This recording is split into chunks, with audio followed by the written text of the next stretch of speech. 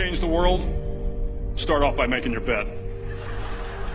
If you make your bed every morning, you will have accomplished the first task of the day. It will give you a small sense of pride, and it will encourage you to do another task, and another, and another. And by the end of the day, that one task completed will have turned into many tasks completed. Making your bed will also reinforce the fact that the little things in life matter. If you can't do the little things right, you'll never be able to do the big things right. And if by chance you have a miserable day, you will come home to a bed that is made, that you made. And a made bed gives you encouragement that tomorrow will be better. To pass SEAL training, there are a series of long swims that must be completed. One is the night swim. Before the swim, the instructors joyfully brief the students on all the species of sharks that inhabit the waters off San Clemente. They assure you, however, that no student has ever been eaten by a shark, at least not that they can remember.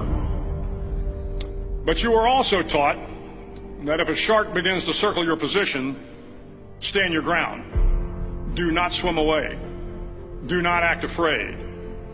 And if the shark, hungry for a midnight snack, darts towards you, then summons up all your strength and punch him in the snout, and he will turn and swim away. There are a lot of sharks in the world.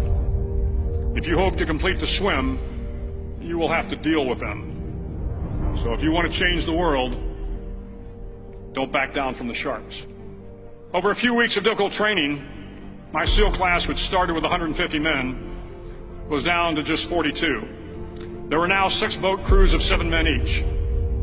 I was in the boat with the tall guys, but the best boat crew we had was made up of the little guys, the Munchkin crew, we called them. No one was over 5'5".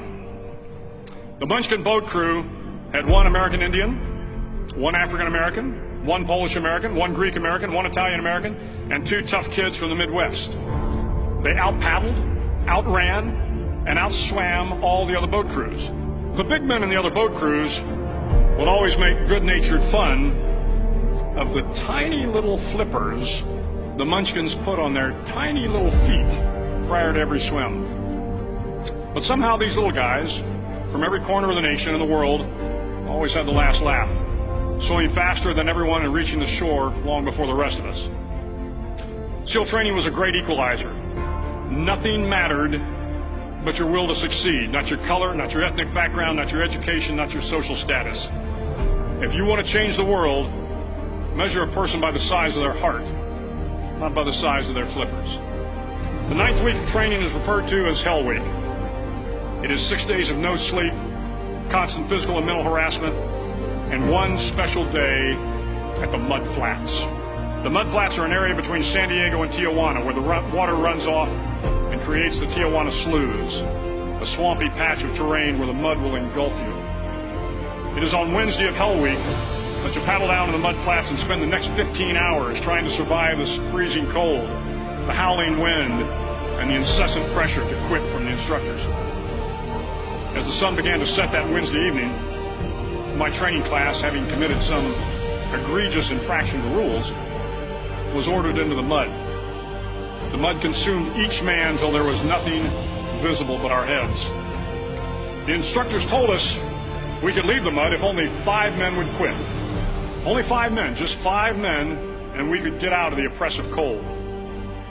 Looking around the mud flat, it was apparent that some students were about to give up. It was still over 8 hours till the sun came up. 8 more hours of bone-chilling cold. The chattering teeth and the shivering moans of the trainees were so loud, it was hard to hear anything. And then one voice began to echo through the night. One voice raised in song. The song was terribly out of tune, but sung with great enthusiasm. One voice became 2, and 2 became 3, and before long, everyone in the class was singing.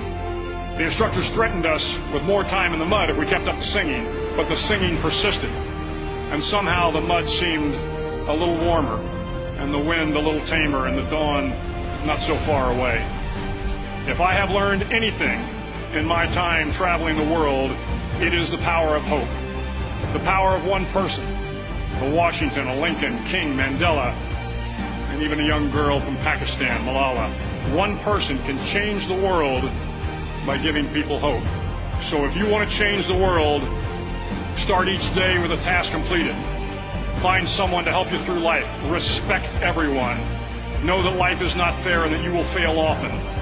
But if you take some risks, step up when the times are the toughest, face down the bullies, lift up the downtrodden, and never, ever give up.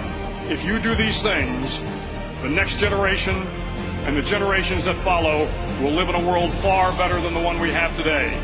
And what started here will indeed have changed the world for the better.